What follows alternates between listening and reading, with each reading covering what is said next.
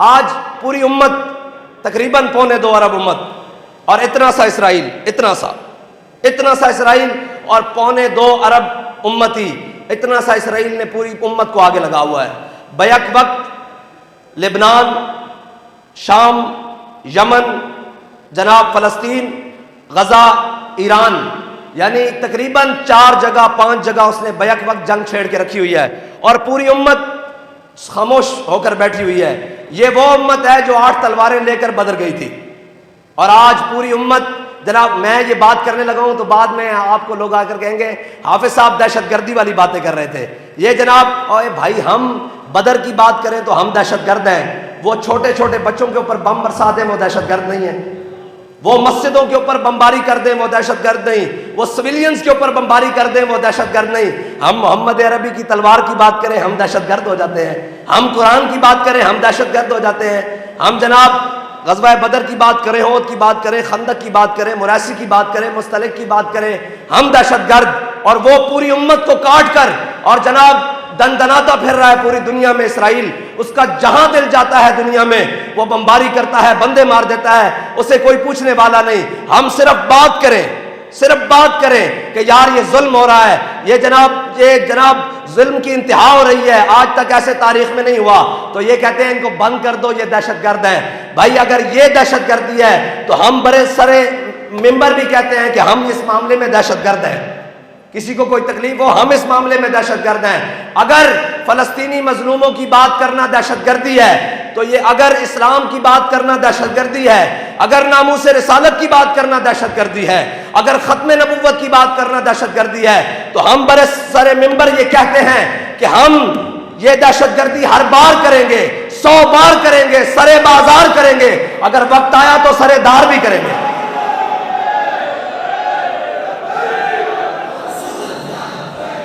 بس اتنی بات ہے۔ ہم اقبال کہتا ہے تو بدل گیا تو بہتر کہ بدل گئی شریعت۔ اقبال کہتا ہے اچھا ہوا مسلمان، اور 14ویں 15ویں صدی کے مسلمان، تو بدل گیا تو بہتر کہ بدل گئی شریعت، کہ موافق تدرواں نہیں دین شہبازی۔ اقبال کہتا ہے اچھا ہے مسلمانہ تو بدلیاں، نال اپنی فلیکسیبل قسم کی شریعت اور دین بھی بدل لیا ہے، اور نہیں جی یہ مولویوں نے بنایا ہوا ہے۔ میں نے کہا ہے یہ مولویوں کا دین نہیں ہے، یہ پیروں کا دین نہیں ہے، یہ جناب قاریوں اور حافظوں کا دین نہیں ہے، یہ دین رسول اللہ کا ہے، یہ دین رسول اللہ کا ہے۔ اور بدلے گا زمانہ لاکھ مگر قرآن نہیں بدلا جائے گا، ہے قول محمد قول خدا فرمان نہیں بدلا جائے گا۔ یہ دین حضور کا ہے اور ہم اس کے چوکیدار ہیں، ہم ٹھیکیداری کا ہم نے کبھی وعدہ نہیں کیا، ہم یہ چوکیدار ہیں۔ امام الانبیاء صلی اللہ تعالیٰ علیہ وسلم ہماری ڈیوٹی لگا کر گئے۔ حضور نے حدیث بیان فرمائی، فقال متقین، رسول اللہ صلی اللہ تعالیٰ علیہ وسلم امام الانبیاء ٹیک لگا کر بیٹھے ہیں۔ حضور نے بنی اسرائیل کے علماء کی بیان کی، حضور نے فرمایا بنی اسرائیل کی قوم گناہوں میں مبتلا ہو گئی، اور ان کے علماء نے، ان کے جناب بڑوں نے منع کیا، قوم باز نہ آئی، اور ان کے جناب جو مجتہدین تھے، جو علماء تھے، جو شیوخ تھے، وہ بھی ان کے ساتھ ملوث ہو گئے۔ اس کا مطلب پتہ ہے کیا ہے؟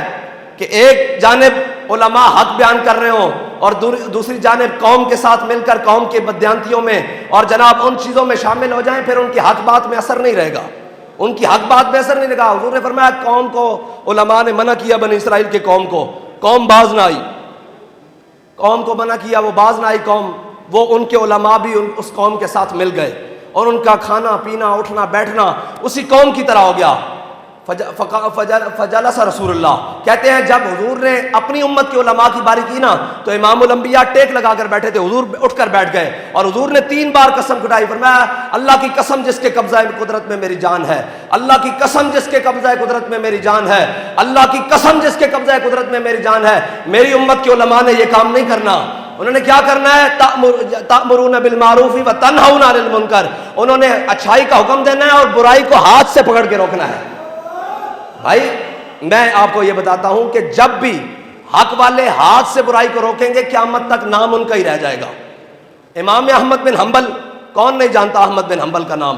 امام احمد بن حنبل کے ساتھ جن لوگوں نے تاریخ کا آغاز شروع کیا خلیفہ کے خلاف، اس نے کہا قرآن مخلوق ہے، آپ نے کہا صفت قدیم ہے۔ جب آپ نے جناب اس تاریخ کا آغاز شروع کیا تو تقریباً کہتے ہیں 1.5 لاکھ علماء احمد بن حنبل کے ساتھ تھے، لیکن اس وقت کے حاکم اور خلیفہ نے بھی یہی کہا جو نام نہاد خلیفہ تھا، جو اپنے آپ کو خلیفہ کہتا تھا، اس نے یہ کہا کہ میں تمہاری جائیدادیں ضبط کر لوں گا، میں تم پر فورس شیڈول لگا دوں گا. میں جدید زبان میں بات کر رہا ہوں، قانونی زبان میں. اس وقت کے اعتبار سے اس نے کہا میں تم پر فورس شیڈول لگا دوں گا، تم پر جناب میں پرچے کر دوں گا، تم پر میں فلاں کر دوں گا، تمہاری جائیدادیں کرکی کر دوں گا، سارا کچھ کر دوں گا. کہتے ہیں کہ احمد بن حنبل پھر اکیلے رہ گئے، 4 رہ گئے، 4 میں سے 2 شہید ہو گئے، پھر احمد بن حنبل رہ گئے. ایک نے لکھ کر دے دیا کہ جناب رخصت کی حدیث آ گئی کہ مشکل وقت آ گیا ہے، اب نہیں ہم کھڑے ہو سکتے. لیکن آپ آج دیکھ لیں ان جنہوں نے رخصت کا راستہ اختیار کیا ان ساروں کا تاریخ نام نہیں جانتی، تاریخ ایک بندے کا نام جانتی ہے جسے احمد بن حنبل کہتے ہیں. حق کی ایک اپنی پاور ہے، اور یہ نہیں کہ حق کے لیے مشکلات نہیں آتی. حق تو حضرت فاروق اعظم ایسے کر کے اپنی داڑھی کو اکٹھا کریں، ایسے حضرت فاروق اعظم ایسے کر کے داڑھی کو اکٹھا کریں اور اپنے ہاتھ میں پکڑ کر کہیں اے حق تو نے عمر کے یار نہیں چھوڑے، اے حق تو نے عمر کے یار نہیں چھوڑے. او جناب حضرت سلطان باؤ فرمایا نا عاشق ہومی عشق کمامی تے دل نو رکھی بانگ پہاڑا ہوں، لکھ لکھ بدیاں تے ہزاراں علامے کر جانی باغ بہارا ہوں. انہوں نے کہا یہ جو رستہ ہے نا حق کا رستہ، یہ وہی چنتے ہیں جن کو اللہ چنتا ہے. واللہ یختص برحمتہ من یشاء، اللہ جس کو چاہے اپنی رحمت کے لیے خاص کر لے. حق حق ہے، اس نے بین ہو کے رہنا ہے، لیکن اس کے لیے حق والوں کے ساتھ کھڑے ہونے کے لیے یہ بھی مجھے یہ بتائیں کہ لاکھوں کی فوج ہوگی یا ہزاروں کی فوج ہوگی یزید کی، کسی ایک سپاہی کا نام بھی کسی کو یاد نہیں ہے کہ کون ہوگا.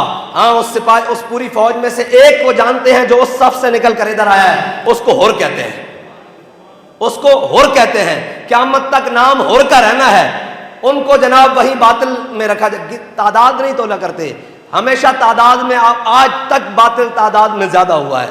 بدر سے لے کر آج تک باطل تعداد میں زیادہ ہوا ہے. حق والے ہوتے تھوڑے ہیں لیکن جتنے ہوتے ہیں ستھرے ہوتے ہیں، جتنے ہوتے ہیں یہ ستھرے ہوتے ہیں. ان کی خاصیت یہ ہے. بہرحال امام احمد بن حنبل، یہ لوگ سمجھتے ہیں کہ یہ فسانوی باتیں ہیں، یہ ساری چیزیں باتیں ہیں. ہم نے اپنے دور میں احمد بن حنبل کے خادم کو دیکھا ہے کہ مشکلات برداشت کرنی اور ظالم کے سامنے ڈٹ کر بات کرنا اور یہ ساری چیزیں کرنی ہم نے دیکھی ہیں.